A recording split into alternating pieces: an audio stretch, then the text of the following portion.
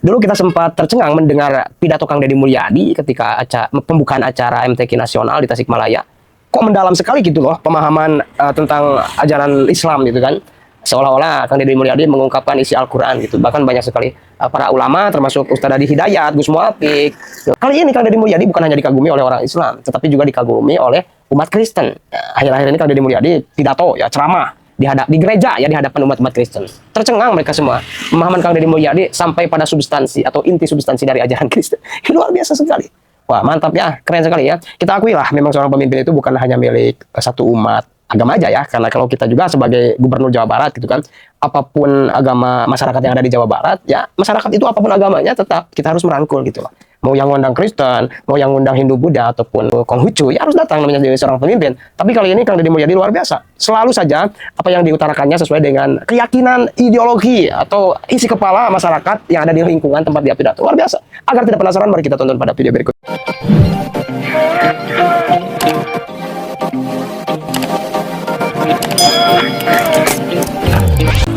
Assalamualaikum warahmatullahi wabarakatuh.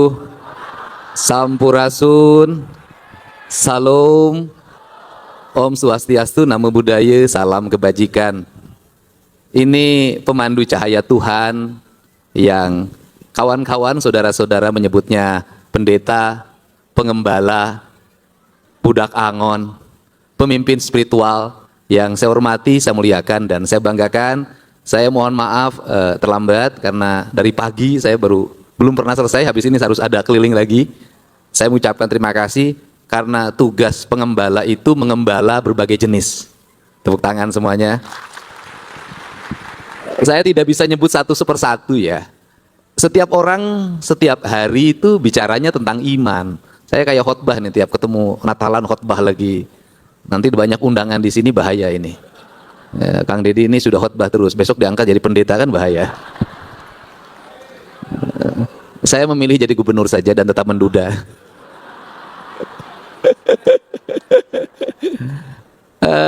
Ini canda aja. Kenapa memilih pemimpin yang menduda? Karena pemimpin itu tugasnya satu, memberi harapan dan membangun kenyataan. Kenapa orang mandangnya lebih tajam pada saya? Karena memandang duda itu tak ada penghalang. Dan saya tidak mau rakyat saya melihat saya ada penghalangnya. Karena saya tidak mau warga Jawa Barat melihat saya ada penghalangnya, maka saya tidak akan membuat penghalang bagi rakyat saya. Saya tidak akan membuat penghalang karena agama, saya tidak mau membuat penghalang karena bahasa, saya tidak mau membuat penghalang karena baju, karena kesukaan. Saya hanya ingin menyatukan, yaitu rasa. Setiap pemimpin spiritual pasti mengajarkan hidupnya rasa. Orang yang punya rasa itu pasti punya rumasa, gitu loh. Orang yang punya rasa pasti punya rumasa. Orang yang punya rasa pasti punya selera. Tingkatan yang tertingginya adalah rumasa, tingkatan terendahnya adalah selera. Karena rumasa itu apa? Rumasa itu dalam bahasa Sunda begini: hirup ukur sasamperan, awak ukur sasampayan, sariring-riring dumadi, sarengkak saparipola, sadaya kersaning Gusti. Karena orang Sunda itu jarang menyebut nama Tuhan. Yang Sunda ya. Kenapa jarang menyebut nama Tuhan, bahkan dianggap sesuatu yang tabu disebut? Karena tidak boleh menyebut sesuatu yang maha, sesuatu penentu, sesuatu yang segala-galanya. Karena bagi orang Sunda, jangankan menyebut nama Tuhan, nyebut nama ayahnya aja udah nggak boleh. Maka dikasih alas. Alasnya apa? Alas itu sepatu ada alasnya. Nah, kenapa dikasih alas? Agar ada jarak. Kenapa dikasih jarak? Agar apa? Agar ada pembeda. Sehingga nyebutnya bapak, emak, akang, teteh. Kalau itu om, gitu loh. Nah, karena pakai alas, maka karena jarang disebut dan itu sakral, jarang disebutnya di mana? Di lidah. Di lidahnya jarang disebut, bahkan mungkin tidak disebut. Tetapi dia hadir di mana? Di rasa, di cinta. Rasa cinta itu di mana? Ya di iman. Karena adanya di iman, maka dalam bahasa filsafatnya dia sudah sublimasi. Karena sudah sublimasi, kata orang Sunda, dia sudah ngawiraga sukma. Karena sudah ngawiraga sukma, maka dia sudah bersatu dalam dirinya. Karena sudah bersatu dalam dirinya, maka imannya tidak dibacakan, imannya tidak diucapkan, tapi imannya lahir dalam bentuk perbuatan. Karena lahir dalam bentuk perbuatan, maka dalam dirinya hilang pengakuan. Karena hilang pengakuan, maka tidak ada aku. Yang ada adalah aku. Apa sih yang menjadi problem konflik kita hari ini? Yang menjadi problem konflik kita hari ini adalah imannya terlalu sering diucapkan. Imannya terlalu sering dideklarasikan. Itu kalau dalam politik, terlalu banyak deklarasi, banyak keluar biaya. Sekali lagi, kalau dalam politik, terlalu banyak deklarasi, banyak keluar biaya. Kadang-kadang orang yang deklarasi itu pengen apa? Pengen kelihatan sama yang diusungnya, agar besok menang ada catatannya. Kalau sudah menang ada catatannya, berarti ada bagiannya. Tapi bagi seseorang yang memberikan dukungan full penuh, wajahnya pun nggak boleh kelihatan, namanya pun nggak boleh disebut, tapi perannya peran utama. Jadi yang ikhlas-ikhlas itu tidak pernah mendeklarasikan. Siapa yang paling ikhlas dalam hidup kita? Ibu kita. Apakah ibu kita suka mendeklarasikan? Kau adalah orang yang aku besarkan, biayanya sekian, aku melahirkan, mengerangnya lama sekali, bapakmu itu enggak pernah. Enggak pernah. Orang yang ikhlas tidak pernah bercerita. Dan orang yang ikhlas itu, anaknya mau berbalas baik, mau berbalas tidak baik, dia tetap mendoakan dan ingin anaknya tetap dalam kebaikan. Untuk itu saya berharap agar kita tidak terlalu banyak berdeklarasi tentang iman.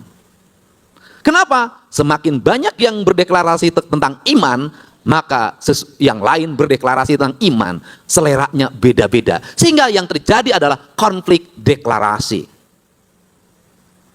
Apa yang mesti dilakukan? Ya, iman itu kan cahaya. Pertanyaannya adalah ketika itu menjadi cahaya, di mana cahaya itu berada? Cahaya itu berada bukan di kasat mata, cahaya itu berada di dalam jiwa. Kalau sudah cahayanya berada di dalam jiwa, pertanyaannya adalah apakah ada perbedaan? Tidak ada. Kenapa tidak ada perbedaan? Karena persoalan rasa, persoalan cinta, persoalan jiwa. Gimana kita ngukur jiwa kita? Dalam pandangan mata, yang terjadi konflik adalah ketika agama dipandang dalam pandangan mata, ketika agama didengar dengan pendengaran telinga. Tetapi ketika agama ada di dalam rasa dan dirasakan, sehingga agama itu milik siapa? Milik orang perorangan, bukan milik kelompok. Kenapa? Yang merasakan hanya orang yang punya rasa. Iman itu ada dalam rasa kita. Itu adalah hak yang bersifat pribadi, yang tidak bisa dihukumi dalam hukum-hukum yang bersifat publik. Makanya hak privat beriman itu. Nah, kalau berkumpul di battle, itu bukan urusan beriman menurut saya. Itu urusan berorganisasi, urusan berkelompok, urusan bersyarikat. Imannya pada akhirnya kembali pada dirinya masing-masing. Karena imannya kembali pada dirinya masing-masing, maka keimanan tidak bisa diukur dalam ukuran kasat mata. Tetapi iman hanya bisa dirasakan kalau dalam ajaran agama saya hanya akan bisa dirasakan, yaitu dalam amal soleh, yaitu perbuatan. Jadi seberapa besar orang beriman, lihat saja manfaatnya. Dalam lingkungan masyarakatnya dia bertetangga dengan baik enggak? Ketika tetangganya sakit, dia nengok enggak? Ketika tetangganya meninggal, dia berziarah tidak?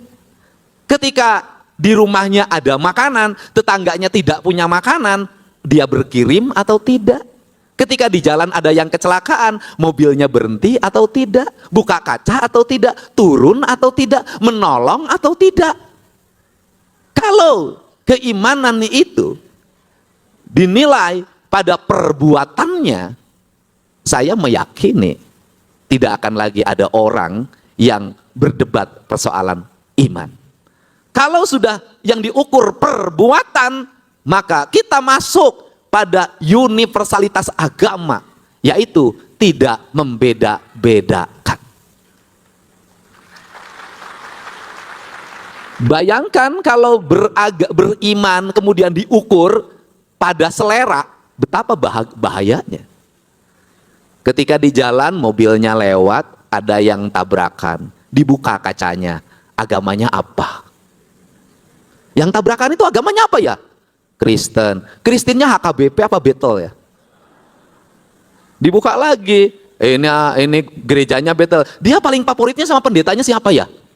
Nggak selesai. Untuk itu, mari kita hari ini beragama, kita wujudkan dalam aktualisasi agama yang bisa diukur dalam kasat mata, yaitu adalah perbuatan yang bermanfaat bagi kepentingan masyarakat banyak, dan pada akhirnya agama akan menjadi universalitas, bahwa agama itu adalah perbuatan kebaikan. Kalau kemudian agama sudah berubah menjadi perilaku atau iman sudah berubah jadi perbuatan kebaikan, saya meyakini betul bahwa yang diinginkan oleh Yesus itu bukan jumlah gereja yang berdiri. Yang diinginkan oleh Yesus bukan jumlah pujian yang panjang. Tapi yang diinginkan oleh Yesus adalah membebaskan manusia dari perbudakan hawa nafsu, digembalakan dengan iman menuju cahaya kebenaran yang sejati, hidup dalam pandangan kebenaran. Saya meyakini betul yang dicita-citakan oleh Yesus adalah hidup rukun tanpa pertikaian. Yang dicita-citakan oleh Yesus saya yakin sama dengan yang dicita-citakan oleh Nabi Muhammad SAW, yaitu membebaskan orang dari rasa lapar, membebaskan orang dari rasa takut, membebaskan orang dari rasa tidak terlindungi, sehingga dia menjadi manusia yang merdeka. Dia merdeka dari rasa lapar, merdeka dari rasa takut, dan hidup ada dalam perlindungan. Itu yang diinginkan. Jadi kalau itu menjadi cita-cita besarnya, apa yang harus dilakukan? Yang saat ini orang yang jarang dilakukan, saya cerita kemarin pada perayaan Natal di gereja mana kemarin saya lupa. Saya menceritakan tentang budak Angon itu, budak buncir, budak janggotan. Saya baru janggotan kemarin tuh. Budak tumbal. Apa itu budak tumbal?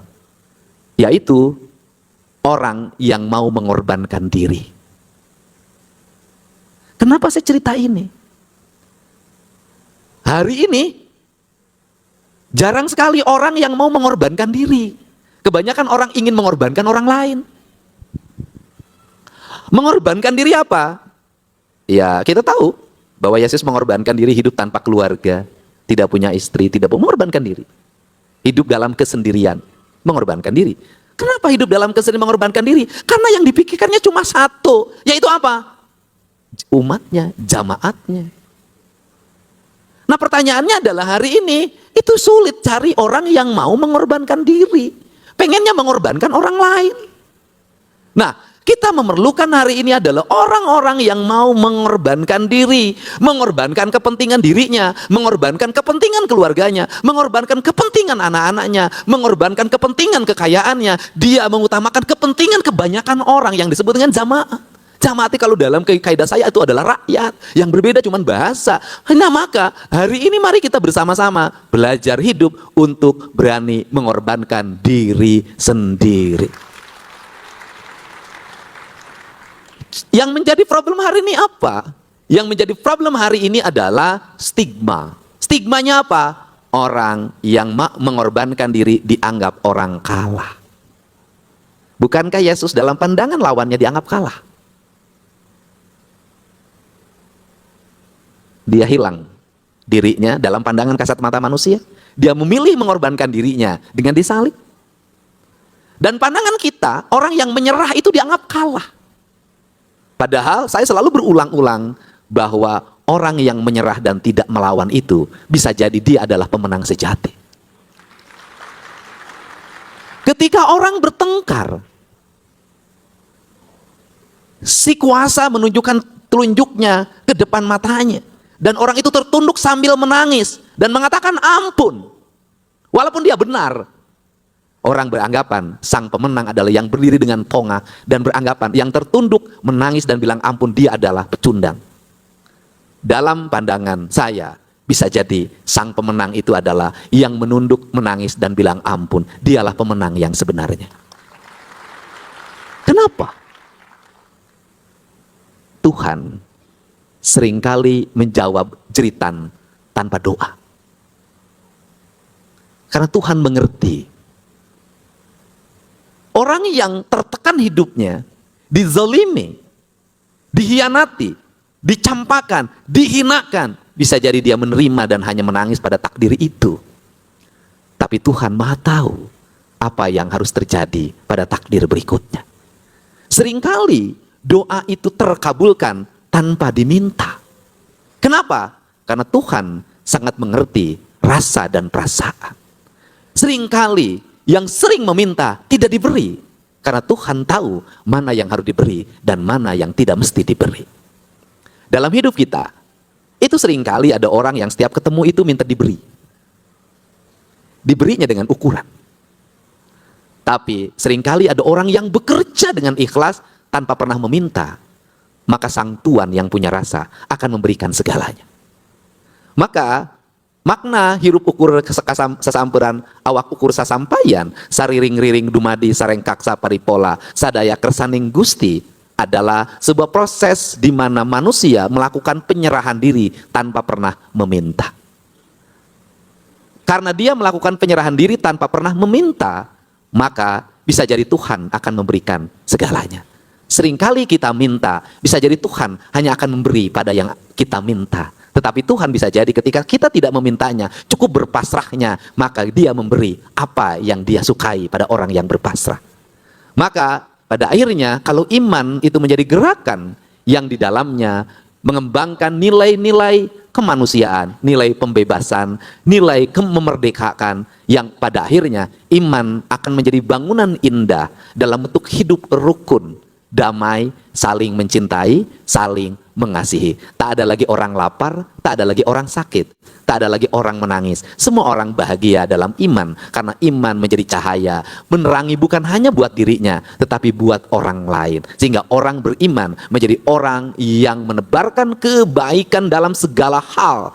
Seorang pemimpin yang beriman mampu mensejahterakan rakyatnya. Seorang pengusaha yang beriman mampu membahagiakan pegawainya. Seorang suami yang beriman mampu membahagiakan istrinya. Seorang istri yang beriman mampu membahagiakan suaminya. Walaupun saya dalam hal ini belum dikategorikan beriman karena saya ditinggalkan oleh istrinya.